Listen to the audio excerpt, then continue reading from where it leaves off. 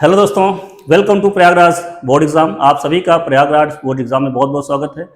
आज हम लोग शुरुआत करते हैं आपके चैप्टर मोशन की। क्लास 9 फिजिक्स है ये। और अभी तक जो बच्चे वेट कर रहे थे कि सर क्लासेस नहीं आ रही हैं, तो बिल्कुल अब आपको क्लासेस रेगुलर मिलेंगी। अब आपको रेगुलर वे में क्लासेस साइंस की, मैथमेटिक्स की सब कुछ मिलती जाएंगी। आप लोग बस सब्र के साथ पढ़िए और अच्छे से तैयारी करिए, ठीक है। चलिए, तो हम लोग आज शुरू करते हैं। आज का जो हमारा सेशन है ये मोशन है। थोड़ा सा एक सेकंड पेन ले लें। तो मोशन में बेसिकली जो टॉपिक पढ़ाए जाते हैं, आपको स्टार्टिंग से आपने समझा होगा कि मोशन में बेसिकली आपको क्या है। स्टार्टिंग सबसे पहले रेस्ट पढ़ाया जाता है, मोशन पढ़ाया जाता है, ऑब्जेक्ट इज मूविंग और non moving, reference point, distance, displacement, acceleration, velocity, सारा कुछ एक एक कॉन्सेप्ट हम एक एक लेके चलेंगे। पॉइंट टू पॉइंट सारी बातें होंगी, with derivation, with numerical, with theory, सब कुछ आपको एक ही साथ मिलता जाएगा। मतलब कोई भी कॉन्सेप्ट खत्म होगा, पहले उसके न्यूमेरिकल करेंगे, उसके सारे वो पॉइंट पढ़ेंगे जो इंपॉर्टेंट है आपके एग्जाम पॉइंट ऑफ व्यू से, ठीक है। तो हम लोग एक एक करके स्टार्ट करते हैं, शुरुआत करते हैं मोशन का। मोशन देख लिए, आप जब कभी बाहर ट्रेवल करते हो, घूमते हो, फिरते हो, तो आप देखते हो कि ऑब्जेक्ट कहीं ना कहीं, कोई ऑब्जेक्ट स्टैंड मतलब खड़ा हुआ है, कोई ऑब्जेक्ट मूव कर रहा है, ठीक है। तो आप इन चीजों को कैसे विजुअलाइजेशन करते हो, कैसे समझते हो कि चीजें क्या हो रही हैं, तो आप समझते हैं। We observe many object around us. आप अपने डेली यूज लाइफ में बहुत सारी चीजें देखते हो कि होता क्या है। In our daily life some object remain at rest, कुछ ऑब्जेक्ट रेस्ट पे हैं और कुछ ऑब्जेक्ट इन मोशन में है। मतलब कुछ ऑब्जेक्ट रेस्ट पे रहते हैं। अब जब आप मार्केट से निकलते हो, आप खुद ही टहल रहे होते हो, है ना, तो आप भी मोशन पे हो कहीं ना कहीं। लेकिन आप देखते हो कि कुछ शॉप्स हैं, दुकानें हैं, कुछ पेड़ हैं, कुछ बिल्डिंग्स हैं, वो सब क्या है, रेस्ट पे हैं, परमानेंटली रेस्ट पे हैं, ठीक है। तो वैसी बातें हम जब देखते हैं। अच्छा, कुछ कार भी है रास्ते में खड़ी हुई है, तो जब खड़ी हुई कार है वो रेस्ट है, और जो मोशन कर रही है मतलब चल रही है वो मोशन में है। दूसरा पॉइंट है object such as houses, school, buildings, electric pole and trees are remain fix. मतलब ये क्या होते हैं, फिक्स्ड होते हैं at one place. An object that does not change its position with time. जब object can not change their position with respect to time या with time are called object is in rest, ठीक है। दूसरी बात करते हैं, on the other hand birds, कुछ birds होती हैं, बर्ड्स फ्लाइंग करती उड़ती हैं, birds flying in the sky, vehicles moving on the road, कुछ गाड़ियां हैं, व्हीकल्स हैं, वो क्या कर रही हैं, रोड पे चल रही हैं। Trains running on the track, trains क्या हो रही है, रेलवे ट्रैक पे रन कर रही हैं। Water flowing in the river, पानी का फ्लो होना, बहना, ये भी मोशन में है। And blood flowing in through waves, मतलब हमारे आपके बॉडी में जो ब्लड मूव कर रहा है, तो ब्लड का मोशन भी एक तरह से कह सकते हैं ये क्या है, एग्जांपल ऑफ मोशन है। तो कहने का मतलब आपके डेली लाइफ में आपने कई सारी चीजें ऐसी देखी हैं जो रेस्ट में है और साथ ही साथ मोशन में है। तो एक एक करके समझते हैं विथ डिफिनेशन, विथ डायग्राम। यहाँ पे कुछ बातें हैं। अगर हम रेस्ट की बात करते हैं, ऑब्जेक्ट की अगर हम रेस्ट की बात करते हैं, तो समझ लीजिए यहाँ पे an object is said to be rest at rest if does not change its position with respect to time. मतलब जब कोई ऑब्जेक्ट अपने टाइम के रिस्पेक्ट में किसी पोजीशन में चेंज ना हो, उसके पोजीशन में कोई चेंज ना हो, an object is said to be at rest if does not change its position with time या with respect to its position या सराउंडिंग।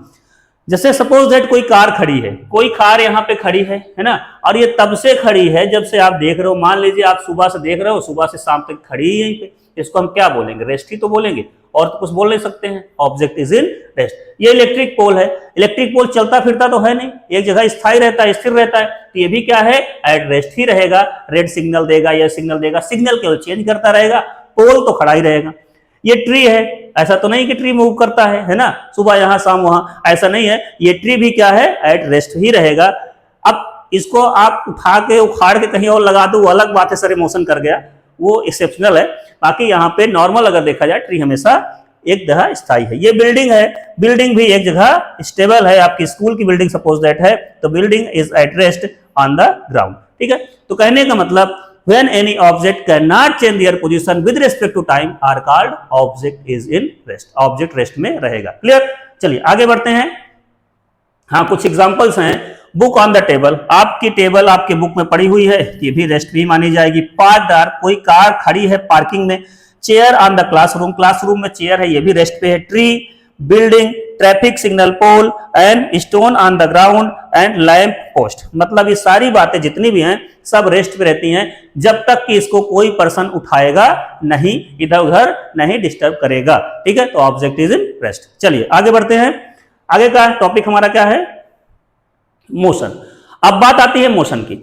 मोशन का मतलब ये होता है when any object change their position with respect to time. जब कोई object time के रिस्पेक्ट में अपनी पोजीशन को चेंज कर रहा हो, लगातार चेंज कर रहा हो, that is called in motion. जैसे moving car, the car is in the motion on the road. कोई कार है वो रोड पे मूव कर रही है, तो इसको आप रेस्ट पे तो नहीं कहोगे, इसको आप मूविंग कहोगे। ट्रेन है ट्रैक पे मूव कर रही है। ये एरोप्लेन है, हवा में उड़ रहा है ना, एरोप्लेन या airplane motion in the sky. और नेक्स्ट इज ये है, कोई बॉय है, कोई लड़का है, वो रन कर रहा है, दौड़ रहा है, तो ये भी ऑब्जेक्ट इन मोशन, ये भी मोशन में कहलाएगा। हम कह सकते हैं an object is said to be in motion if its position change with time. Time के साथ इसकी पोजीशन क्या हो रही है? चेंज हो रही है। An object is said to be in motion if it change its position with time with respect to its surrounding. ये भी डिफिनेशन आप लिख सकते हो। दोनों में से एक डिफिनेशन आप याद कर लो जो आपको सही लगे। ठीक है, दोनों में से एक डिफिनेशन आपको याद करना है। समझ में आई बात? यहां तक किसी कोई डाउट? कमेंट जरूर किया करो। जब क्लास में आप पढ़ रहे हो, लेक्चर देख रहे हो, तो कमेंट जो भी है आपके अंदर, पॉजिटिव नेगेटिव जो भी है करना है करिए। मतलब अगर आपको अच्छा लग रहा है तो पॉजिटिव करिए, नहीं अच्छा लग रहा है तो सजेशन दीजिए भाई, है ना, कि आपको भाई सर थोड़ा सा ऐसा बता दीजिए, ये टॉपिक बता दीजिए। बिल्कुल सही, हम बताएंगे। ठीक है, हमारा काम ही बताना। ठीक, चलिए आगे बढ़ते हैं। Rest and motion are relative. अब यहां पर दोनों रेस्ट और मोशन आपस में एक दूसरे के क्या है, कहीं ना कहीं रिलेटिव रखते हैं। कैसे? Rest and motion are relative term. दोनों टर्म कैसे हैं? एक रिलेटिव टर्म है। क्यों? क्योंकि रेस्ट को हम मोशन के रिस्पेक्ट में ही बता सकते हैं और मोशन को रेस्ट के रिस्पेक्ट में ही बता सकते हैं। ठीक है, इसीलिए दोनों एक दूसरे से क्या हैं, एक तरह से कॉम्प्लीमेंट्री समझिए। ठीक है, कैसे? Rest and motion are relative term because they depend on the observe या ऑब्जर्वर सराउंडिंग। मतलब क्या है? ये ऑब्जर्वर की सराउंडिंग पे डिपेंड करते हैं। मान लीजिए आप ट्रेन पे बैठे हो और ट्रेन पे बैठ के आप बाहर खड़े व्यक्ति को देख रहे हो, तो आपके रिस्पेक्ट में वो बाहर वाला व्यक्ति क्या है, वो कहीं ना कहीं तो रेस्ट पे है। पेड़ बाहर देख रहे हो, पोल देख रहे हो, रेस्ट पे है। लेकिन आप अपने साथ में जो देख रहे हो, ठीक है, तो आप जब ट्रेन चलती हुई ट्रेन में बैठोगे, आप चल रहे हो तो बगल वाला भी आपको पीछे जाते दिखाई देगा, है ना, और आपके साथ जो बैठा व्यक्ति है आपके सामने सीट पे, वो आपको रेस्ट में दिखाई देगा। तो कहने का मतलब एक रिलेटिव मोशन की बात आ जाती है यहाँ पे। आप लोग 11th में रिलेटिव मोशन की बहुत डीपली चीजें पढ़ोगे, बहुत मजा आएगी वहां पे। ठीक है, यहाँ पे केवल इंट्रोडक्शन टाइप छोटा सा है। तो यहाँ पर दोनों क्या है, एक दूसरे के सराउंडिंग के रिस्पेक्ट में रिलेटिव है। अ train moving on the railway track, मतलब जब ट्रेन मूव करती है रेलवे ट्रैक पे और the farmer standing near the track see the train and it's passenger moving. मतलब मान लीजिए रेलवे ट्रैक पे ये कोई ट्रेन मूव कर रही थी, अब यहाँ पर एक फार्मर खड़ा है, अब ये ट्रेन जा रही है, ये ट्रेन गुजर रही है, तो इसको क्या दिखाई देगा कि ट्रेन क्या है, मूव कर रही है, उसके अंदर पैसेंजर बैठे हैं वो भी मूव कर रहे हैं। मतलब ये रेस्ट पे है लेकिन इसको सब ये मोशन पे दिख रहे हैं। लेकिन समझिएगा, ट्रेन के अंदर बैठा व्यक्ति क्या करेगा, वो अपने पड़ोसी व्यक्ति को लगेगा कि यार ये तो बैठा ही है मेरे पास तब से, वो तो मूव कर नहीं रहा, लेकिन पूरी होल ट्रेन मूव कर रही है। तो दूसरा पॉइंट है, a passenger inside the train see follow passenger, मतलब fellow passenger at rest. Fellow passenger at rest मतलब क्या है, जब पैसेंजर कोई बैठा होगा तो समझिए यहाँ पर a passenger inside the train sees fellow passenger. Fellow passenger मतलब उसके साथ में जो पैसेंजर बैठा है वो एट रेस्ट है। तो बाहर से बैठा, बाहर से खड़ा व्यक्ति देख रहा है कि ट्रेन मूव कर रही है, व्यक्ति भी मूव कर रहा है, लेकिन जो फेलो पैसेंजर अंदर बैठा व्यक्ति क्या कर रहा है, वो अपने फेलो पैसेंजर को देख रहा है कि वो स्टेबल है, रुका हुआ है ना। तो कहने का मतलब दोनों के देखने में अंतर है, एक बाहर से देख रहा है, एक अंदर से देख रहा है बैठ के। ठीक है, passenger inside a moving bus observe road side tree and poles appearing to move backward. जब आप बस के अंदर बैठे हो और बस चल रही है तो आप देखते हो कि आपके जो अगल बगल पेड़ पौधे हैं या पोल है, खंभे हैं, बिल्डिंग है, आपको मूविंग दिखते हैं पीछे की तरफ। ऐसा लग रहा हो पीछे की तरफ मूव कर रहे हैं, लेकिन गलत, आप आगे की तरफ जा रहे हो, वो तो अपनी जगह खड़े हैं। लेकिन आप आगे की तरफ जब मूव करते हो तो वो बिल्डिंग या वो ट्री वो सब पीछे की तरफ बैकवर्ड मूव होते हैं, तो कहीं ना कहीं आपको मोशन में दिखने लगते हैं। ठीक है, तो ये सारे देखने का तरीका है, इसी को हम रिलेटिव वेलोसिटी बोलते हैं। आगे चल के जब आप 11th पढ़ोगे तो डीपली पढ़ोगे।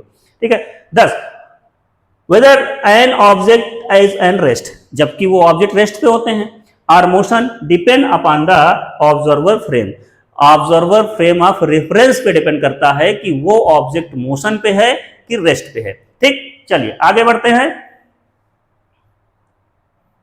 दिस यहां पर बात बताई गई है, यहां पर बात बताई गई है कि what is reference point of motion. अभी बात पीछे आई कि frame of reference, frame of reference, तो इस टर्म को थोड़ा हम समझ लेते हैं, तब आगे डिटेल में हम समझ में पाएंगे। ठीक है, चलिए, तो यहां फ्रेम ऑफ रेफरेंस की जब बात करता है, what is our reference point of motion, तो रेफरेंस पॉइंट का मतलब यह होता है जब किसी पॉइंट के रिस्पेक्ट में हम ऑब्जर्व करते हैं कि दूसरा ऑब्जेक्ट मोशन पे है कि रेस्ट में है, तो उस पॉइंट को हम हमेशा फ्रेम ऑफ रेफरेंस मान लेते हैं। जैसे our reference point is a fixed object, reference point क्या होता है, फिक्स ऑब्जेक्ट होता है। Our position that is used to determine whether an object is at rest or motion, मतलब उस ऑब्जेक्ट का हम यूज करते हैं। जैसे आप ही हो, आप रोड के पास खड़े हो गए, है ना, आप रोड के पास खड़े हो तो उसके बाद देख रहे हो कि जो ट्रेन या जो कार है या अन्य चीजें हैं गुजर रही हैं आपके पास से, तो उस समय आप एक तरह से फ्रेम ऑफ रेफरेंस मान लिए गए अपने आप को।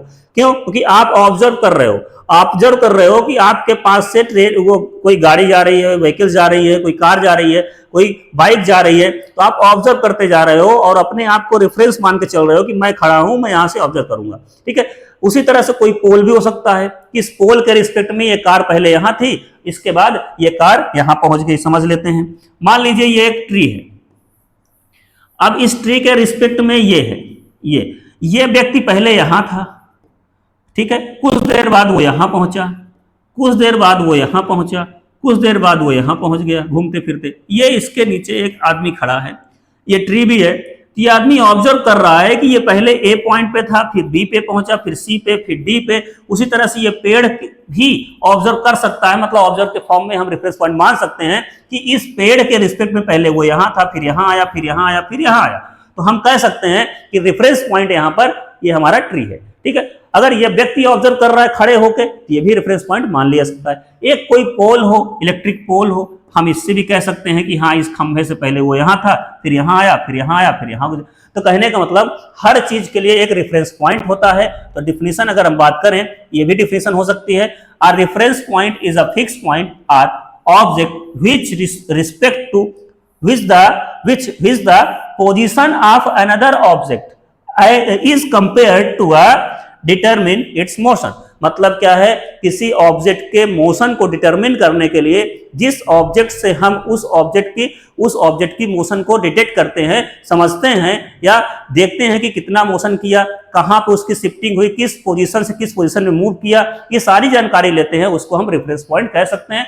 दोनों डिफिनेशन सही हैं, इसको लिखो या इसको लिखो। ठीक है, Why is the reference point important? Reference point important क्यों है, सारी बातें हम डिस्कस कर चुके हैं। Without a reference point, we cannot say whether an object is moving or not। बिना रेफरेंस पॉइंट के हम बता ही नहीं सकते हैं कि कोई ऑब्जेक्ट मोशन में है या नहीं है। रेफरेंस पॉइंट बहुत जरूरी है। Next is if a car moves past a tree, मतलब pass a tree, the tree act as a reference point. Tree क्या होगा, एक रेफरेंस पॉइंट की जगह में ट्रीट होगा। If the car position change relative to the tree के relative में अगर कार की पोजीशन लगातार चेंज हो रही है तो the car is in motion, car motion पे होगी। तो कहने का मतलब आपको रेफरेंस पॉइंट का मीनिंग समझ में आ गया होगा, प्रॉब्लम अब नहीं होनी चाहिए। ठीक है, चलिए आगे बढ़ते हैं। कुछ एग्जाम्पल्स हैं, जैसे एग्जाम्पल नंबर 1 की बात करें। एग्जाम्पल नंबर अगर हम 1 की बात करते हैं तो मूविंग कार है। मूविंग कार के लिए ऑब्जेक्ट क्या है, कार है। रेफरेंस पॉइंट क्या है, एक ट्री है। तो if a car moves away from the tree it's position change, उसकी पोजीशन क्या होगी, लगातार चेंज होगी। तो यहां कंक्लूजन ये निकल के आता है the car is in motion, car किसमें है, मोशन पे है। तो यहाँ पे रेफरेंस पॉइंट क्या है, ट्री है।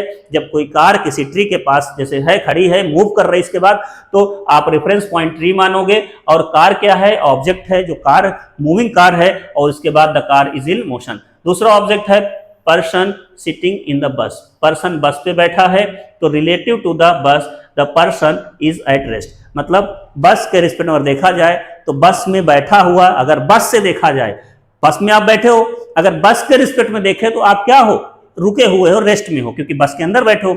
Relative to the bus the person is at rest and relative to the road the same person is in motion.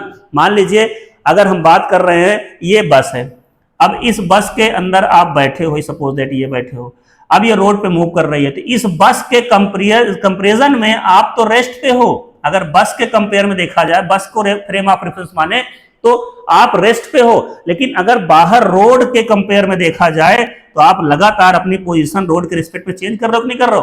तो बस आप ये ध्यान दो कि आपकी पोजीशन उस चीज के रिस्पेक्ट में क्या चेंज हो रही है, बस के रिस्पेक्ट में आपकी पोजीशन चेंज हो रही है, नहीं हो रही। आप बस में जहां बैठे हो वहीं बैठे हो, तो बस के रिस्पेक्ट में बस के कोऑर्डिनेट सेम है आपके, इसका मतलब आप बस के रिस्पेक्ट में रेस्ट में हो। और रोड के अकॉर्डिंग देखा जाए तो रोड से आपके कोऑर्डिनेट लगातार चेंज हो रहे हैं। कोऑर्डिनेट मतलब समझ रहे हो ना, आपका पहला चैप्टर मैथमेटिक्स में, तो बस वही कोऑर्डिनेट, आपके कोऑर्डिनेट लगातार चेंज हो रहे हैं रोड के रिस्पेक्ट में, तो आप इसका मतलब मोशन पे हो। ठीक है, बस के रिस्पेक्ट में आपके कोऑर्डिनेट जहां बैठ गए वहीं बैठे हो, आप बस के रिस्पेक्ट में रेस्ट में रहोगे। तो एक ही पर्सन दो चीजें हो सकती हैं, बस के रिस्पेक्ट में वो रेस्ट में है और रोड के रिस्पेक्ट में वो मोशन पे है। राइट, चलिए यहां पर हम कह सकते हैं motion depend on the reference point, इसलिए हम कह सकते हैं कि जो मोशन होता है वो रेफरेंस पॉइंट पे ही डिपेंड करता है। नेक्स्ट थर्ड पॉइंट है फ्लाइंग बर्ड, उड़ती हुई चिड़िया। रेफरेंस पॉइंट क्या है, बिल्डिंग है, कोई बिल्डिंग के आसपास उड़ रही है। As the bird fly its person change relative to the building. मतलब कंक्लूजन ये निकल के आता है कि the bird is in motion. कहने का मतलब वो एक बिल्डिंग से दूसरे बिल्डिंग मूव कर रही है या उसी बिल्डिंग में इधर उधर मूव कर रही है, तो हो क्या रहा है कि बर्ड मोशन पे है with respect to building. Building के रिस्पेक्ट में बर्ड का मोशन फिक्स है, मतलब वो मोशन कर रही है। अगर बात करें बिल्डिंग की, तो बिल्डिंग तो स्टेबल है ना, तो बिल्डिंग मोशन पे नहीं है, वो रेफरेंस पॉइंट के फॉर्म में माना जाएगा। ठीक, चलिए आगे बढ़ते हैं। अब हम लोग स्टार्ट करेंगे हमारा स्केलर और वेक्टर क्वांटिटीज, जो आपके चैप्टर में शुरुआत है बेसिकली, और शुरुआत तो रेफरेंस पॉइंट से ही है, लेकिन वो आपने समझ लिया है। अब यहां से आप लोग समझेंगे रेफरेंस पॉइंट क्या होता है। रेफरेंस पॉइंट समझ चुके हो तो आप स्केलर और वेक्टर क्वांटिटी समझेंगे, क्योंकि ये कहीं ना कहीं इंपॉर्टेंट है, आपके एग्जाम में आ सकता है। ठीक है, पूछा जाता है scalar and vector quantities. Scalar quantities किसे कहते हैं, वेक्टर क्वांटिटीज किसे कहते हैं, तो those quantities which have only magnitude are called scalar quantities and those quantities which have magnitude as well as direction are called vector quantities। तो यहाँ पे देखते हैं, सबसे पहले हम स्केलर की बात करेंगे। A scalar quantity is a physical quantity that has only magnitude, size हो सकता है, अमाउंट हो सकता है, एंड नो एनी डायरेक्शन, कोई डायरेक्शन नहीं होती है, वो क्या कहलाती है, स्केलर क्वांटिटी कहलाती है। A quantity that can be completely described by its magnitude only is called scalar quantity। दोनों डिफिनेशन है, आप दोनों में से एक कोई लिख सकते हैं। ठीक है, कोई डाउट नहीं, आपको जो अच्छी लगे लिख सकते हैं। ठीक है, एग्जांपल की बात करते हैं। A car travel 80 kilometre. अब कार ने 80 किलोमीटर ट्रेवल किया है, तो इसमें कोई डायरेक्शन तो है नहीं। कार ने 80 किलोमीटर ट्रेवल किया तो इसमें कोई डायरेक्शन तो है नहीं, तो यहाँ पे हम कह सकते हैं this is a scalar quantity. Magnitude 80 है, direction not required and therefore distance is a scalar quantity. Scalar quantity की और कौन कौन सी चीजें होती हैं, तो डिस्टेंस होती है, स्पीड होती है, मास होती है, टाइम होता है, टेम्परेचर होता है, एनर्जी होता है, वर्क होता है और पावर होता है। ये सारी क्या है, स्केलर क्वांटिटीज हैं। आप इनको नोट कर लीजिए। स्केलर क्वांटिटी क्या आएगा, distance, speed, mass, time, temperature, energy, work and power. इन सबको आप नोट कर लो, कम से कम ये माइंड पे आपके होना चाहिए, यूजफुल रहती है। ठीक है, जैसे डिस्टेंस की बात करते हैं, तो डिस्टेंस की बात करते हैं तो यहाँ पे क्या हो जाता है, यहाँ पर 100 मीटर, अब डिस्टेंस लिख दिया आपने। Speed 60 kilometre per hour, mass 50 KG, time 2 hour, temperature 30। कोई डायरेक्शन की जरूरत पड़ रही है, कोई डायरेक्शन की जरूरत नहीं है। आप टेम्परेचर बताने जाओगे तो क्या टेम्परेचर में क्या बोलोगे, कितना डिग्री सेंटीग्रेड आज पूरब की तरफ, उत्तर की तरफ, नॉर्थ ईस्ट बताओगे, नो, आप सीधा बताओगे इतना टेम्परेचर है। आप किसी दुकान में गए, आपको चाहिए क्या, 50 केजी कुछ चाहिए, आप कहोगे भाई साहब 50 केजी हमको उत्तर की तरफ या नॉर्थ की तरफ दे दो, कुछ डायरेक्शन का सेंस है? नहीं है। तो यहां पर कहने का मतलब डायरेक्शन नहीं नीड है, कोई नीड नहीं डायरेक्शन की, ठीक है। ये होते हैं स्केलर क्वांटिटीज, एग्जांपल याद कर लीजिए। आगे बढ़े, चलिए आती है बात वेक्टर क्वांटिटीज की। वेक्टर क्वांटिटीज की बात आती है। वेक्टर क्वांटिटीज की जब बात आती है तो आप vector quantities is a physical quantities which have both magnitude and direction, जिनमें मैग्नीट्यूड के साथ साथ डायरेक्शन भी होती है, उनको हम क्या कहते हैं? वेक्टर क्वांटिटीज कहते हैं, ठीक है। अब बात आती है यहाँ पर quantities that require both magnitude and direction, आप its complete description is called vector quantities. For example vector quantities कुछ एग्जांपल हैं। डिस्प्लेसमेंट, डिस्प्लेसमेंट में जरूर बात पड़ती है कि आप किधर की तरफ डिस्प्लेस हुए हो, ईस्ट की नॉर्थ, डायरेक्शन बतानी पड़ेगी। वेलोसिटी में भी डायरेक्शन बतानी पड़ेगी, एक्सेलरेशन में भी डायरेक्शन बतानी पड़ती है, फोर्स में भी डायरेक्शन होती है, वेट में भी डायरेक्शन होती है और मोमेंटम में भी डायरेक्शन होती है। कहने का मतलब ये सारे एग्जांपल्स आपको याद कर लेने हैं, सारे एग्जांपल माइंड में सेट कर लीजिए, ठीक है। इसके बाद बात आती है a person walk 50 metre towards the east, east की तरफ एक पर्सन 50 मीटर मूव करता है तो आपका जो मैग्नीट्यूड है वो 50 होगा और डायरेक्शन क्या है? ईस्ट है। Therefore displacement is a vector quantity. इससे हम कह सकते हैं कि डिस्प्लेसमेंट क्या होती है? एक वेक्टर क्वांटिटी होती है, राइट। समझ में आया यहां तक? तो स्केलर एंड वेक्टर दोनों समझ में आ गए। अब दोनों में थोड़ी सी बातें हैं, उनको डिफरेंस के फॉर्म में समझ लेते हैं। Difference between scalar and vector quantities. आपको अगर कॉन्सेप्ट क्लियर हो गया होगा तो डिफरेंस अपने आप बता देंगे। थोड़ा शॉर्ट फॉर्म में लिखा हुआ है, आप इसको और अच्छे से सेलिब्रेट कर सकते हैं। स्केलर क्वांटिटीज मतलब क्या होता है? तो यहाँ पे आप लिख सकते हैं scalar quantities has magnitude only. अब आप हमने लिख दिया है has only magnitude, has only magnitude, only only दो बार हो गया, हैज ओनली मैग्नीट्यूड, मैग्नीट्यूड होता है। डायरेक्शन इज नॉट रिक्वायर्ड, इसमें डायरेक्शन की रिक्वायरमेंट नहीं होती है। यहाँ पे हैज मैग्नीट्यूड एंड डायरेक्शन दोनों होता है। डायरेक्शन इज एसेंशियल मतलब बहुत जरूरी होता है। Represented by the single number, के एक नंबर के फॉर्म में रिप्रेजेंट कर सकते हैं। यहाँ पे रिप्रेजेंटेड बाय द एरो, यहाँ पे जब भी वेक्टर फॉर्म वेक्टर क्वांटिटीज होती है तो आप जब बड़ी क्लासेस में जाओगे तो हमेशा एरो से डिनोट करते हैं उसको, वेक्टर क्वांटिटी को, ठीक है। Easier to the add algebraically, मतलब इसको हम एल्जेब्रिकली ऐड कर सकते हैं। एडेड यूजिंग वेक्टर रूल, इसमें वेक्टर रूल से ऐड करते हैं क्योंकि वेक्टर क्वांटिटीज हैं, वेक्टर रूल फॉलो करेंगे। एग्जाम्पल है डिस्टेंस, मास एंड टाइम, यहाँ पे एग्जाम्पल है डिस्प्लेसमेंट, वेलोसिटी एंड एक्सेलरेशन, ठीक है। तो आपको ये 4 से 5 पॉइंट याद रखने हैं। 4 to 5 पॉइंट आपके लिए इंपॉर्टेंट होते हैं, कहीं ना कहीं आपको ये डिफरेंस बताने के लिए, ठीक है। क्लियर? यहां तक समझ में आ गया? यहां तक समझ में आ गया? यहां से कोई डाउट आगे? चलिए आगे बढ़ते हैं। अब हम लोग बात करेंगे डिस्टेंस की। अपने टॉपिक पे आते हैं डिस्टेंस, ठीक है। यहां तक तो अभी तक आपका चैप्टर का बेस बन रहा था। अब यहां से डिस्टेंस और डिस्प्लेसमेंट हम लोग स्टार्ट करेंगे। डिस्टेंस और डिस्प्लेसमेंट अभी तक जो टॉपिक हुए हैं ये आपको डिफिनीशन याद रखना है, ठीक है। डिफिनीशन वगैरह सारे याद रखना है, वो एग्जाम में पूछा जाता है। अब हम लोग डिस्टेंस और डिस्प्लेसमेंट लेके चलेंगे। यहां से डिस्टेंस और डिस्प्लेसमेंट में आपको न्यूमेरिकल्स भी होंगे, कैसे डिस्टेंस को निकालना है, डिस्प्लेसमेंट कैसे निकालना है, ठीक है। उनके न्यूमेरिकल्स क्या होंगे, कौन सी स्केलर है, कौन सी वेक्टर है, वो सारी बातें समझेंगे। डिस्टेंस क्या होता है? Actual path covered by any object is called distance. जब कोई ऑब्जेक्ट एक्चुअल पाथ कवर करता है, जैसे आप घर से स्कूल जाते हो, स्कूल से घर आते हो, तो आपके द्वारा मान लीजिए आप 2 किलोमीटर स्कूल गए, फिर 2 किलोमीटर घर आए, तो आपके द्वारा चली गई डिस्टेंस क्या हो जाएगी?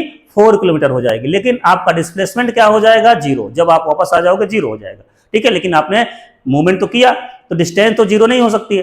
लेकिन डिस्टेंस तभी 0 हो सकती है जब आप एक जगह रुके हुए हो, मतलब टाइम के साथ आप एक जगह स्टेबल हो गए, रुक गए, तो तब डिस्प्लेसमेंट 0 या डिस्टेंस 0 हो सकती है। डिस्टेंस 0 तब होती है जब आप टाइम के रिस्पेक्ट में स्थिर हो, रुके हुए हो, रेस्ट पे हो, ठीक। चलिए आगे बढ़ते हैं। Distance is the total length the actual path travel by an object, actual path travel by an object regardless of its direction, मतलब बिना डायरेक्शन के। डिस्टेंस का मतलब क्या है?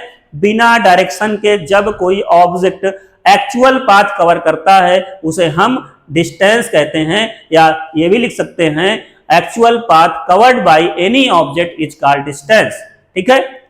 आगे बात करते हैं। Distance is the total path covered by an object during the motion, during its motion, ये भी हो सकता है। It is a scalar quantity. Distance क्या होती है? एक स्केलर क्वांटिटी होती है। Has only magnitude, no direction, कोई डायरेक्शन नहीं होती है। SI unit of the distance is metre.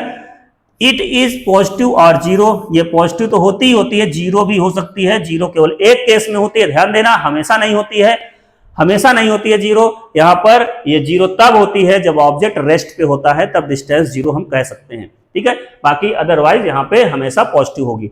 Distance can never be less than displacement, distance कभी भी डिस्प्लेसमेंट से कम नहीं होती है, याद रखना। डिस्टेंस कभी भी, डिस्टेंस क्या लेस देन डिस्प्लेसमेंट हो सकती है?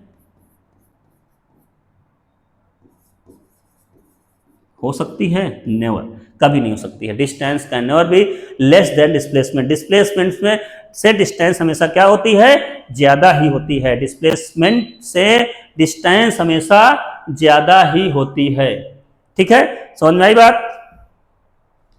क्लियर? यहां तक कोई डाउट?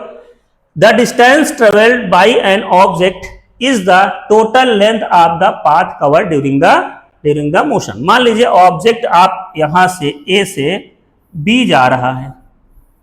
अब जब ऑब्जेक्ट ए से बी जा रहा है, फिर बी से सी जा रहा है, सी से डी जा रहा है, डी से ई जा रहा है, कहीं भी पहुंच गया घूमते फिरते, ठीक है। घर से निकला पढ़ने के लिए, पढ़ने ना जाके वो पहुंच गया यहाँ पे पिज्जा बर्गर खाने। तो कहने का मतलब क्या है कि वो इतनी डिस्टेंस कवर कर रहा है, कहीं ना कहीं 10 मान लीजिए 100 मीटर, फिर 200 मीटर, फिर 100 मीटर, तो ऐसे ये टोटल डिस्टेंस उसने कवर किया। टोटल डिस्टेंस उसने जो कवर किया वही उसकी क्या है? एक तरह से लेंथ है, कितनी कवर कर रहा है। तो एक्चुअल पाथ इसी को कहेंगे हम, ठीक है। और डिस्प्लेसमेंट की जब बात करेंगे ये हो जाएगा, ठीक। तो अभी आगे हम डिस्कस करते हैं एक एक करके, राइट। चलिए, यहां तक क्लियर हो गया? यहां तक कोई डाउट? आगे बढ़ते हैं। Distance depend only on the actual path followed by it's positive, always positive. मतलब क्या है? हमेशा ये पॉजिटिव रहेगा। ये केवल एक ही केस में जीरो हो सकता है, जब ऑब्जेक्ट रेस्ट पे होगा। ध्यान देना, ऑब्जेक्ट जब रेस्ट पे होगा तभी जीरो हो सकता है। क्लियर?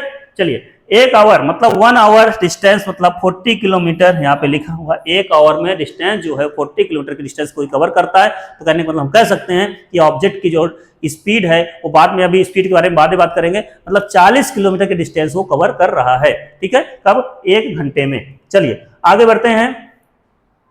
बात आती है डिस्प्लेसमेंट की। डिस्प्लेसमेंट के बारे में समझ लीजिए, डिस्प्लेसमेंट किसे कहते हैं, डिस्प्लेसमेंट होता क्या है उसके बारे में समझते हैं। तो यहां पे देखिए, displacement is the shortest distance between the initial and final position, या यूं कह सकते हैं shortest path covered by any object in any special direction, ठीक है। किसी पर्टिकुलर डायरेक्शन पे जब कोई ऑब्जेक्ट की शॉर्टेस्ट डिस्टेंस को हम मेजर करते हैं, वो क्या होती है? डिस्प्लेसमेंट होती है। तो displacement is the shortest distance between the initial and final position of an object measured in a particular direction. इसमें डायरेक्शन शब्द जरूर आएगा, क्योंकि डिस्प्लेसमेंट क्या है? वेक्टर क्वांटिटी होती है, ठीक है। Displacement is equal to final position minus initial position, can be positive, negative और जीरो। डिस्प्लेसमेंट पॉजिटिव भी हो सकती है, नेगेटिव भी हो सकती है और जीरो भी हो सकती है। पॉजिटिव, नेगेटिव और जीरो तीनों हो सकती हैं। पॉजिटिव मतलब कब होती है? Motion is the in the positive direction, motion जब पॉजिटिव डायरेक्शन में हो रहा होता है। नेगेटिव जब मोशन इन अपोजिट डायरेक्शन, उल्टा हो रहा होता है, फोर्स लगाने के अपोजिट हो मोशन। जीरो कब होता है? जब initial and final position are same. जब कोई ऑब्जेक्ट, आप घर गए, घर से स्कूल गए, स्कूल से फिर घर पहुंच गए, आपका डिस्प्लेसमेंट जीरो, पर डिस्टेंस होगा, ठीक है। शॉर्टेस्ट डिस्टेंस का मतलब यहां पर है, यहां पर displacement always represent in the shortest path between the point and it is always measured in the straight line. Displacement हमेशा स्ट्रेट लाइन में मेजर होता है। जैसे एक पॉइंट से दूसरे पॉइंट को मेजर करना है, तो यहाँ पे अगर ये पर्सन यहां से गया, यहां पहुंचा, बी पहुंचा, ए से, इसके बाद सी पहुंचा, तो आप बताओ, सपोज दैट ये 4 है, ये 3 है, तो ये डिस्टेंस हो जाएगा 7, लेकिन डिस्प्लेसमेंट निकालना है तो हम इसको यूज करेंगे, ये डिस्प्लेसमेंट होगी। ए से फाइनल पॉइंट को देखा जाएगा और स्ट्रेट सीधा पाथ वहां पे फॉलो करेंगे, ठीक है। अभी इसके बारे में हम डिटेल में समझेंगे आगे, ठीक है। समझ में आया ये? एसआई यूनिट क्या होती है? मीटर होती है। वेक्टर क्वांटिटी होती ही होती है, और डिस्प्लेसमेंट इज अ वेक्टर, पता है quantity, because it has magnitude and direction. इसमें मैग्नीट्यूड और डायरेक्शन दोनों होते हैं, राइट। यहां तक समझ में आया? यहां तक किसी कोई प्रॉब्लम, कोई समस्या, कोई दुख, कोई तकलीफ तो बताइए। ठीक, चलो आगे बढ़ते हैं, आगे बढ़ें, चलिए। हाँ, अब यहां पे थोड़ा सा बातें होती हैं डिस्टेंस और डिस्प्लेसमेंट को लेके, जो डायरेक्ट स्टेटमेंट पूछ लिया जाता है और आप उसमें गलत करके चले जाते हो। ठीक है, छोटी छोटी बातें हैं, उनको याद कर लेना। यहां पर क्या है, distance is always greater than or equal to displacement, ये स्टेटमेंट याद रखना। Distance is always greater than or equal to displacement, distance is always greater than or equal to displacement. ठीक है, हमेशा डिस्टेंस या तो बराबर होगी या तो ग्रेटर होगी। जैसे हम समझ लें एक पॉइंट ए है और एक पॉइंट ये बी है, एक पॉइंट जब सी है।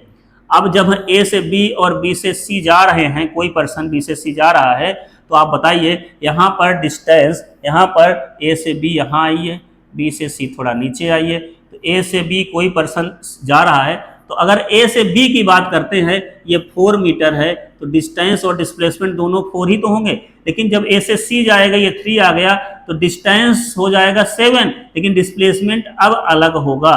तो आपको एक चीज समझ में आया कि जब भी स्ट्रेट पाथ फॉलो करेगा कोई ऑब्जेक्ट, सीधा पाथ फॉलो करेगा, तो हमेशा डिस्टेंस और डिस्प्लेसमेंट सेम होंगे। जब भी कोई ऑब्जेक्ट स्ट्रेट पाथ फॉलो करता है, स्ट्रेट सीधा चलता है, कहीं उड़ता उड़ता नहीं है, तो वो हमेशा डिस्टेंस और डिस्प्लेसमेंट दोनों एक ही होंगे। तो ये नीचे का पॉइंट वही कह रहा है, distance equal to displacement in straight line motion, सीधे पाथ में। जब ए से बी आपका स्कूल और घर ऐसे हो, तो आप सीधे चलोगे, तो इसमें डिस्टेंस और डिस्प्लेसमेंट हमेशा क्या होंगे, इक्वल होंगे। कभी घुमा के पूछ ले, आप समझ लो कि क्या पूछ रहा है। और इस केस में distance greater than or equal to displacement, तो इक्वल कब होता है, स्ट्रेट पाथ में होता है। अब मान लो थोड़ा सा घूम गया, अब डिस्टेंस अलग हो गई, डिस्प्लेसमेंट दूसरा हो जाएगा। ठीक, समझ में आई बात? चलिए, an object one complete circular motion, अगर कंप्लीट सर्कुलर मोशन कोई कर रहा हो, अब सर्कुलर में जरूर नहीं कि सर्कल ही हो, सर्कुलर में ये भी हो सकता है, ये भी हो सकता है। तो कंप्लीट अगर सर्कुलर मोशन रेक्टेंगुलर वाले में है या स्क्वायर में है, तब भी कंप्लीट सर्कुलर मोशन में हमेशा डिस्प्लेसमेंट 0 होगा। आप जिस पॉइंट से स्टार्ट करते हो चलना, उसी पॉइंट पे घूम के पहुंच जाओ, तो डिस्प्लेसमेंट क्या होगा, 0 होगा। डिस्टेंस क्या होगा, कुछ ना कुछ होगा। अगर सर्कुलर पाथ है तो 2πr हो जाएगा, रेक्टेंगुलर पाथ है तो सम ऑफ ऑल साइड हो जाएगा। राइट, चलिए, तो यहां पर क्या हो जाएगा, if an object complete one full circle, circle की बात करा है, तो यहां पे डिस्टेंस क्या होगा, सरकमफ्रेंस के बराबर होगा, 2πr हो जाएगा। इसका 2πr होता है सरकमफ्रेंस। अब अगर आप ए से स्टार्ट किए, ए से पहुंच गए, तो डिस्टेंस 2πr ही होगा, और डिस्प्लेसमेंट कितना हो जाएगा, 0 हो जाएगा। तो यहाँ पे डिस्प्लेसमेंट क्या हो जाएगा, 0 हो जाएगा। ये बातें आप माइंड में सेट कर लो। ठीक है, चलिए आगे बढ़ते हैं। सारे बच्चों को मजा आ रही है तो कमेंट करते चलो। थोड़ा आप लोग को मजा आ रही है पढ़ने में तो कमेंट जरूर आना चाहिए। ठीक है, सभी का कमेंट, अच्छे अच्छे कमेंट आने चाहिए। और जो डाउट है, जिस टॉपिक में डाउट है, जो क्वेश्चन में परेशानी है, वो जरूर आप मैसेज करिए हमें कमेंट में। सारा टॉपिक आपका क्लियर होगा। इवन मैथमेटिक्स में अगर आपको प्रॉब्लम हो रही है तो वो भी टॉपिक आप बताइए। मैथ में कोई भी सब्जेक्ट में, साइंस और मैथ में कोई भी सब्जेक्ट आपको टॉपिक यहाँ परेशान कर रहा है, आप हमें मैसेज करें, आपको टॉपिक डिटेल में और अच्छी क्लास हम दे देंगे। ठीक है, और आप एक बार पढ़ लोगे तो कभी जीवन में नहीं भूलोगे। ठीक है, चलो आगे बढ़ते हैं। हाफ सर्कुलर मोशन की बात करते हैं। हाफ सर्कुलर मोशन, तो एक बार मैं क्या करता हूँ, पूरा सर्कल ही समझा देता हूँ तो आपको क्लियर हो जाए। पूरा सर्कुलर मोशन ही समझा देता हूँ। ये अगर बात करें हम यहाँ पे, ठीक है, अभी हम सर्कुलर मोशन आगे आए नहीं है, अभी हम लोग केवल और केवल डिस्टेंस और डिस्प्लेसमेंट को वो कर रहे हैं। ठीक है, टॉपिक क्लियर कर रहे हैं। तो अभी यहाँ पे आपको केवल डिस्टेंस और डिस्प्लेसमेंट समझना है। अब एक बात हमको बताओ, अगर ये है सर्कल, तो इसका सरकमफ्रेंस होता है 2πr। कितना होता है, 2πr। इसका नाम लिख दिया A, इसका नाम B, इसका नाम C, इसका नाम D। इसका नाम हमने लिख दिया। इसके बाद हमने क्या किया कि इतना पोर्शन यहां से यहां तक, ये पोर्शन है, ये पोर्शन है, ये पोर्शन है। अब बताओ, पूरा 2πr होता है, अगर इसको हम 4 भागों में बांट दे तो एक भाग का जो पोर्शन आएगा कितना आ जाएगा, 2πr/4। और 2πr/4 को हम क्या लिख सकते हैं, 2πr/4 को हम πr/2 लिख सकते हैं कि नहीं लिख सकते हैं, बिल्कुल लिख सकते हैं। और अगर हम πr/2 लिख सकते हैं तो बताओ ये πr/2 होगा कि नहीं होगा, ये भी पोर्शन पाई आर बाई 2 होगा कि नहीं होगा? ये भी पोर्शन पाई आर बाई 2 होगा। चारों भाग में अलग अलग बांट दिया भाई, pi r by 2 pi r by 2 pi r by 2, 4 बार जोड़ेंगे तो 2 पाई आर ही तो आएगा पूरा। ठीक है, क्लियर। अब जब हम समझना, जब हम मोशन करते हैं, थोड़ा कलर अच्छा लेते हैं यार, कलर कलर कौन सा, हाँ ये ठीक है, ठीक है। यहां पर क्या है, if an object travel half circle, जब ऑब्जेक्ट आधा सर्कल कवर करता है, दिस ये, तो बताओ डिस्टेंस ए से चला कहां, बी। अब आपको ये पता है, आपको ये पता है कि ये वाला पाई आर बाई 2 होता है, ये वाला भी पाई आर बाई 2 होता है, तो डिस्टेंस कितना हो जाएगा, डिस्टेंस हो जाएगा pi r by 2 plus pi r by 2, clear. यहां से आ जाएगा 2 पाई आर बाई 2, 2 से 2 काट दो, आंसर पाई आर आ गया। याद रख लो, जब भी आधा पोर्शन कवर करे, ए से बी मतलब हाफ सर्कल कवर करे, तो डिस्टेंस कितना कवर करता है, वो पाई आर कवर करता है। यहां पे डिस्टेंस आ जाएगा पाई आर। डिस्प्लेसमेंट कितना कवर करेगा, 2r। कैसे, देखो ए से सीधा बी को देखा जाएगा तो r और r कितना हो जाएगा, 2r हो जाएगा। This is 2r, this is 2r। समझ में आई बात? कोई डाउट यहां तक? नहीं डाउट होना चाहिए, ठीक है। अच्छा, अगर ए से बी कवर करता तो क्या होता, ए से बी, तो ए से बी के लिए, ए से अगर बी की बात करता तो डिस्टेंस, डिस्टेंस और डिस्प्लेसमेंट, डिस्टेंस कितना हो जाएगा, डिस्टेंस हो जाएगा दिस। अभी लास्ट में जब सर्कुलर मोशन पढ़ाऊंगा तो इसको डिटेल में और समझाऊंगा, अभी केवल हम डिस्टेंस डिस्प्लेसमेंट बात कर रहे हैं। तो ये हो जाएगा डिस्टेंस कितना, पाई आर बाई 2, लेकिन डिस्प्लेसमेंट क्या होगा, दिस दिस दिस दिस। ये r है, ये r है, तो ये वाला आप पाइथागोरस से निकाल सकते हो, r√2। क्या निकल आएगा, r√2। कैसे, इसका स्क्वायर प्लस इसका स्क्वायर इक्वल टू दिस। इसका स्क्वायर निकालने के लिए हम क्या कर सकते हैं, r√2 यहाँ पे पाइथागोरस लगा सकते हैं, तो r√2 आ जाएगा, क्लियर। तो यहाँ पे ये वैल्यू आ गई। अगर हम क्वार्टर, क्वार्टर मतलब ये पोर्शन की बात करते तो डिस्टेंस कितना आ जाएगा, पाई आर बाई 2, डिस्प्लेसमेंट ये आ जाएगा। जिस बच्चे को समझ में नहीं आया वो यहाँ दर्शन कर ले, ठीक है। इसका नाम A है, यहाँ B है और यहाँ O है, ये रेडियस है, ये भी रेडियस है। यहाँ से अगर हम AB स्क्वायर निकालना चाहें, AB स्क्वायर निकालना चाहें, वो क्या होगा, AO का स्क्वायर प्लस OB का स्क्वायर के बराबर होगा। AB स्क्वायर हमको निकालना है, डिस्प्लेस सीधी रेखा देखते हैं ना, सीधा रेखा देखते हैं, ठीक है। तो यहाँ पर R square plus R square, तो यहाँ 2R स्क्वायर आ जाएगा, AB का स्क्वायर। अब जब AB निकालने जाएंगे तो क्या बताएंगे, √2r स्क्वायर आएगा। AB की वैल्यू यहाँ पर r√2 हो जाएगी, क्लियर। r√2 यहां से निकल आएगा। उसी तरह से जब कोई ऑब्जेक्ट A से C तक घूमता हुआ आएगा तब भी डिस्प्लेसमेंट r√2 होगी और डिस्टेंस कितनी हो जाएगी, 3 पाई r बाई 2। जब A से C आप जाओगे तो डिस्टेंस 3 पाई r बाई 2। कैसे, 1 पाई r, 2 पाई r और 3 पाई r। तो A से D में 3 पाई r बाई 2 होगी और डिस्प्लेसमेंट क्या हो जाएगा, r√2, क्योंकि यही रेखा तो आएगी, ठीक है, क्लियर। समझ में आया यहां तक? किसी कोई समस्या नहीं होनी चाहिए, अगर है तो बताइए कमेंट करके, आपको समस्या का समाधान किया जाएगा भाई। चलिए आगे बढ़े भाई, बढ़ते हैं, ठीक है। दिस, अब दोनों डिस्टेंस और डिस्प्लेसमेंट थोड़ा सा अंतर समझ लेते हैं। डिस्टेंस और डिस्प्लेसमेंट में थोड़ा सा डिफरेंस समझ लेते हैं। क्या है, distance is the total length of the path covered by an object during a given time. किसी गिवन टाइम में जितना टोटल पाथ कवर करता है कोई ऑब्जेक्ट, वो उसकी डिस्टेंस होती है। Displacement is the shortest distance between the initial and final position of an object. Initial और final position of an object, दोनों इनिशियल और फाइनल पोजीशन के बीच का जो गैप होता है, जो डिस्टेंस होता है, उसको हम क्या कहते हैं, डिस्प्लेसमेंट कहते हैं, और ये एक्चुअल पाथ होती है। Distance has only magnitude, has no direction, it is a scalar quantity. इसको कह सकते हैं displacement has both magnitude and direction, therefore it is the vector quantity. कुछ नहीं है, आपको सब पढ़ा चुके हैं, बस आप लिखते जाइए। Distance is always positive, distance is always positive, लेकिन सम केस, एक केस होता है जब रेस्ट तो होता है तभी जीरो होती है। डिस्प्लेसमेंट में बी पॉजिटिव, नेगेटिव और zero depending on the direction of the motion, ठीक है, डायरेक्शन ऑफ मोशन डिपेंड करती है। डिस्टेंस केवल एक जगह जीरो होती है, जो ऑब्जेक्ट रेस्ट पे होता है। ध्यान देना, बार बार हम कह रहे हैं, कंफ्यूज मत होना। किसी किसी बुक में लिखा है डिस्टेंस जीरो होती ही नहीं है, तो डिस्टेंस एक जगह जीरो होती है, जब ऑब्जेक्ट रेस्ट पे होता है तभी डिस्टेंस। मान लीजिए आप घर से कोचिंग आ गए, कोचिंग आने के बाद आप वहां पे रुक गए, अब टाइम के साथ आप रुके हो, टाइम के साथ अगर रुके हो तो उस समय तो आप जीरो पे हो ना। कहने का मतलब आपकी जो डिस्टेंस पुरानी वो तो ठीक है, लेकिन अगर अभी से टाइम काउंट करें हम तो अभी तो आप जीरो पे ही हो गए वहां पे, ठीक है।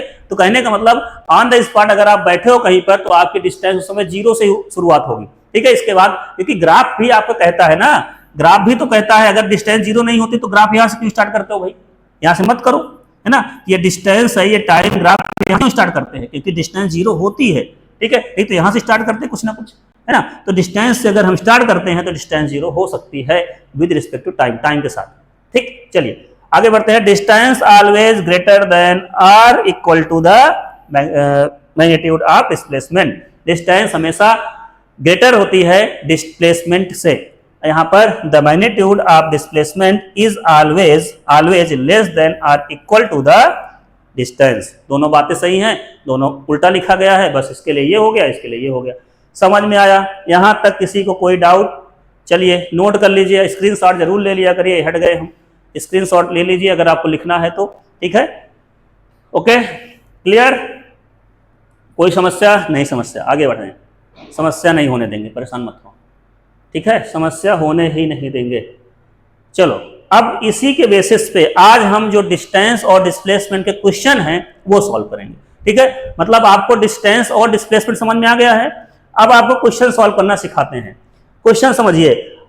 A student start from his school and walk 120 metre towards east. समझिए पहले, एक बच्चा है, पहले तो आपको ये पता होना चाहिए कि ये क्या होती है, ईस्ट होता है, ये क्या होता है, वेस्ट होता है, ये नॉर्थ होता है और ये साउथ होता है। इसका बहुत रोल रहेगा यहाँ पे, ठीक है। एक बच्चा क्या करता है, एक बच्चा अपने घर से चलना स्टार्ट करता है, मतलब स्कूल से, और वॉक 120 मीटर टुवर्ड्स ईस्ट। मान लीजिए वो ऑब्जेक्ट, वो बच्चा ईस्ट की तरफ पहले चला 120 मीटर, ये गया, सेंटर यहां मान लेते हैं, ईस्ट की तरफ 120 चला, विदाउट चेंजिंग इस डायरेक्शन, मतलब बिना अपनी डायरेक्शन को चेंज किए, कैलकुलेट। अब वो कहीं चेंज ही नहीं किया, वो ए से बी इतना ही चला है, केवल ए से बी केवल इतना ही चला है, तो the total distance travelled by the student, तो आपको पता है कि यहां पे क्या हो जाएगा, टोटल डिस्टेंस, बताइए डिस्टेंस, यही पूछा है ना, total distance travelled by the student इसको टू क्या हो जाएगा, 120 मीटर। और total displacement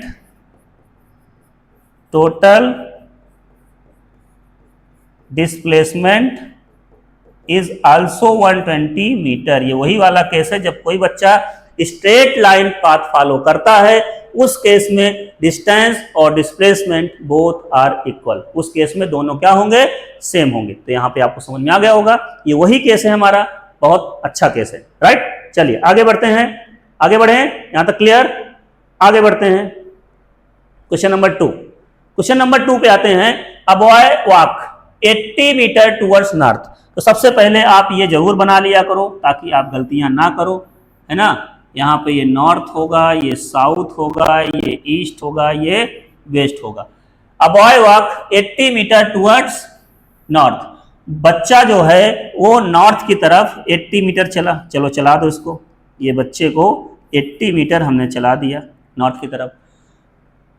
and then turn back हुआ, घूमा, वॉक 30 मीटर टुवर्ड्स साउथ। अब बताओ, वो नॉर्थ पे जा रहा था, नॉर्थ पे गया, इसके बाद वो क्या किया, वो साउथ की तरफ, अब नॉर्थ के अपोजिट ही साउथ होता है, तो बैक होने के बाद साउथ की तरफ कितना चला, 30, वापस इतना 30 आ गया। अब बताओ, वो कहने का मतलब 80 गया और अब वापस वो कितना आ गया, तो ये ए पॉइंट से फाइनल पॉइंट बी आ गया। तो यहां पर टोटल डिस्टेंस की अगर हम बात करते हैं तो टोटल डिस्टेंस कितना हो जाएगा बताओ, 80 तो गया, फिर घूमने के बाद 30 और चला, कितना आ जाएगा आंसर, 110 मीटर। क्लियर? लेकिन हुआ क्या कि वो वापस ए से बी फिर से आ गया, तो उसने क्या किया, उसने ए से बी आने के बाद वापस आया, तो डिस्प्लेसमेंट कितना हो जाएगा, डिस्प्लेसमेंट कितना हो जाएगा, 80 तो वो गया और माइनस का 30 आ गया, डिस्प्लेसमेंट कितना हो जाएगा 50, मतलब आपका 50 मीटर यहां से यहां तक का डिस्प्लेसमेंट। क्यों? क्योंकि डिस्प्लेसमेंट क्या होता है, फाइनल और इनिशियल के बीच का जो गैप होता है उसको निकालते हैं। तो ऑब्जेक्ट क्या हुआ, फाइनली पहले यहां गया, इसके बाद फिर वापस आ गया, तो ये फाइनल पॉइंट है और इनिशियल पॉइंट है, उसके बीच की दूरी 50 आएगी, 30 ये तभी तो पूरा 80 होगा, तो यहाँ पे ये आ जाएगा। ठीक, क्लियर? यहां से कोई समस्या, कोई डाउट? चलिए आगे बढ़ते हैं। डिस्टेंस और डिस्प्लेसमेंट निकल आया आपका। नेक्स्ट है, A student walk 6 metre towards the east. एक बच्चा है 6 मीटर ईस्ट की तरफ जाता है। तो पहले इसमें डायग्राम बना लेते हैं, हम डायग्राम बना लेते हैं। आप लोग इसी को बड़ा सा बना लिया करो, ईस्ट, ये हो जाएगा वेस्ट, ये हो जाएगा नॉर्थ, ये हो जाएगा साउथ। एक बच्चा था, वो क्या कर रहा है, 8 मीटर ईस्ट की तरफ गया, 6 मीटर टुवर्ड्स ईस्ट, मतलब वो बच्चा यहां से मूव करता है और यहां से 6 मीटर ये गया, समझिएगा। इसके बाद क्या किया, then 8 metre towards the north, 8 metre towards north, अब नॉर्थ की तरफ मुड़ गया। इसका मतलब आपको उत्तर की तरफ मोड़ देना है भाई। जाने के बाद वो उत्तर की तरफ मुड़ा ना, पहले 6 मीटर चला आपका कहां, ईस्ट की तरफ, फिर then 8 metre towards north, north की तरफ चला, ये आ गया। अब बताइए 8 मीटर यहां आ गया। अब यहां से आपको पूछा है total distance travel, total displacement, बताइए कैसे निकालेंगे।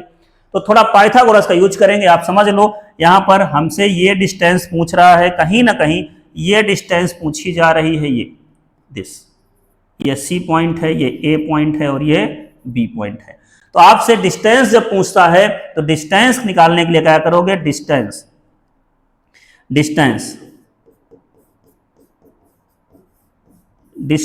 इज इक्वल टू क्या है, total actual path. Actual path क्या हो जाएगा बताओ, एक्चुअल पाथ क्या होगा, यहां पर ए बी होगा। पहले आप ए बी गए हो, फिर क्या कहां गए हो, बी सी गए हो, जोड़ दो। ए बी कितना है, 6 है प्लस 8 है, आ जाएगा 14 मीटर। अब आपको डिस्प्लेसमेंट निकालना है, क्या निकालना है,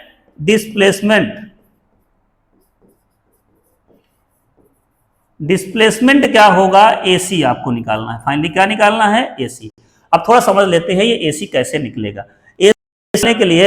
एसी निकालने के लिए इसको एसी निकालना है, तो आप यहाँ पे बाय यूजिंग पाइथागोरस रूल, क्या यूज करोगे, पाइथागोरस रूल यूज करोगे। पाइथागोरस ये कहता है यहाँ पर AC square equal to, Pythagoras हमेशा राइट एंगल ट्रायंगल पे ही लगता है, ध्यान दे लो, ये फार्मूला याद कर लो। यहां पर फार्मूला है AC square equal to AB square plus BC square.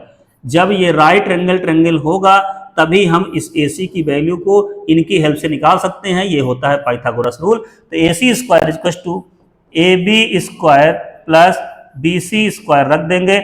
यहां से AC square equal to AB square क्या होगा, AB स्क्वायर है यहाँ पे 6 का स्क्वायर, BC स्क्वायर कितना है 8 का स्क्वायर। यहां से AC स्क्वायर इक्वल टू हम 6 प्लस 8 मतलब 36 प्लस 64 करेंगे।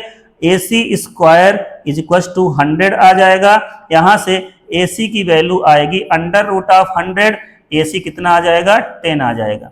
ठीक है, तो ये वैल्यू आपकी 10 मीटर आ जाएगी। आपका ये आंसर होगा 14 मीटर और ये आंसर होगा 10 मीटर। क्लियर? यहां तक किसी कोई समस्या नहीं होनी चाहिए। इस तरह से इन क्वेश्चनों को हम सॉल्व करेंगे। तो जैसे जैसे हम आगे बढ़ेंगे क्वेश्चनों का थोड़ा सा लेवल बढ़ता जाएगा। राइट, तो हम लोग ये लेक्चर यही खत्म करते हैं। अगले जो क्वेश्चन होंगे अगले क्लास में स्टार्ट करेंगे, थोड़ा सा और टफ क्वेश्चन और अच्छे क्वेश्चन। फिर हम लोग स्पीड एंड वेलोसिटी में आएंगे, मतलब अब आपका साथ ही साथ क्वेश्चन चलते रहेंगे, साथ ही साथ क्वेश्चनों के आपके कॉन्सेप्ट भी चलते रहेंगे। तो आप लोग नोट्स प्रॉपर वे बनाते रहिए, जो भी कॉन्सेप्ट हैं उनको क्लियर करते रहिए। मिलते हैं हम लोग नेक्स्ट वीडियो में, तब तक लिए धन्यवाद।